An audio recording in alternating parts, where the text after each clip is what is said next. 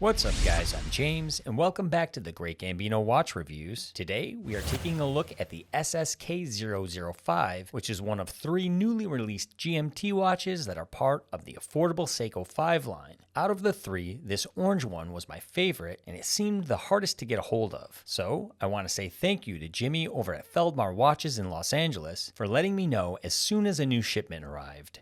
No matter what type of timepiece you are looking for, Feldmar will be able to suit your needs. If you are interested in this piece or any of the other Feldmar watches I've reviewed, I will have a link down below in the description. Like many other Seikos, the main box comes covered in this extra black outer packaging. Packed inside with it, you will find a warranty card. Seiko has changed things up in recent years and started using this blue metallic shimmer pattern with their entry-level models. Lifting the top portion off reveals an extra sheet of foam protection and the GMT piece fastened to a pillow underneath. On first glance, you will notice this version is a little bit more fun with its loud, bright color. But let's go ahead and take it out of the box so we can get a closer look. This piece is special because it is the first time Seiko has released a GMT in their Seiko 5 line. With a retail price of around $475, I think it's a pretty good deal. In addition, people are excited about this low-cost Seiko GMT movement, as there is speculation that it will likely be used in many upcoming micro-brand watches. I am personally keeping my fingers crossed for a vintage-style root beer GMT from Seiko or anyone else that is willing to make it, but let's focus on what we have available today.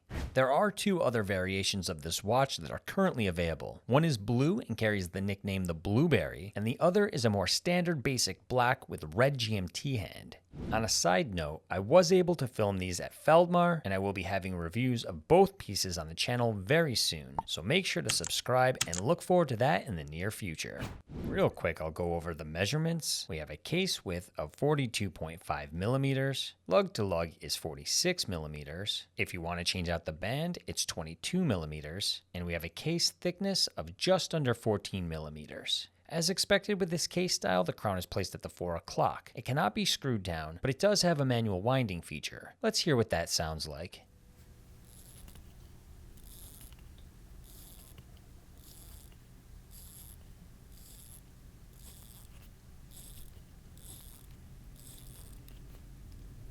The bezel has a double row coined edge that is very familiar to anyone who has owned or handled an SKX model watch. However, the bezel insert feels very new and different. It is made completely out of Seiko's proprietary Hardlex, which is going to be much more scratch resistant than a standard aluminum. Overall, it has a glossy look and kind of reminds me of ceramic. On this model, the numerals are a burnt orange color, and the upper half of the bezel is a solid black, with the bottom half having almost a transitional effect that is subtle, but in various lighting changes from a slightly lighter black to a full-on silver. I personally really like that the bezel does this, because it adds an extra aesthetic characteristic that is most of the time hidden, but comes out once in a while to add to the look. This is a friction bezel, so unfortunately it will not have any clicking, which I tend to enjoy. However, it is bidirectional and glides nice and smooth, then holds firmly into position. The glass is a flat piece of Hardlex crystal. Hardlex is more scratch resistant than your typical mineral crystal, but not as good as sapphire. I have had plenty of watches with Hardlex and they have held up quite well. With this newer GMT model, Seiko has added a Cyclops eye at the 3 o'clock to give you some magnification on the date, making it easier to read. When looking at the case, the top of the lugs are brushed and they blend into a thin chamfered edge connecting to the high polished side. There is a slight curve downward, and Seiko has added drilled lugs this time, so changing out the strap will be super easy. Getting a closer look, the main detail will be that bright vivid orange dial that reminds me of the SKX011 I had reviewed a few years back. That watch really grew on me while I was borrowing it from Chris over at the Watch Lounge, and I have been thinking about purchasing one for myself ever since. That's why I was immediately drawn toward this new release. Now I will say that this orange dial on the SSK005 is different from the SKX011, as that one was a slightly brighter matte finish, and this GMT version one is still very bright, but it has more of a metallic look. The chapter ring is in a matching orange color without the metallic finish, and all of the indices seem to be applied and accented with black trim that ties together with the glossy black GMT hand. As for the hour and minute hands, Seiko changed things up by completing these with gold trim and then tying it all together with a touch of black on that second hand. Of course, we do have a date window at the 3 o'clock that is enhanced by the Cyclops eye we talked about earlier. And overall, I think this dial is beautiful to look at for the person wearing it on the wrist, as well as anyone that sees it in the distance, because that bright color is definitely going to draw attention, as we will see later in the outdoor shots.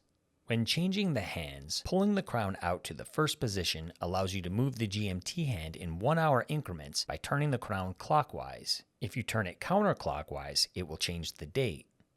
Pulling the crown out one more time to the fullest position will allow you to turn and set your main hour and minute hands. Once the crown is pushed in all the way, you are free to wind and charge the movement.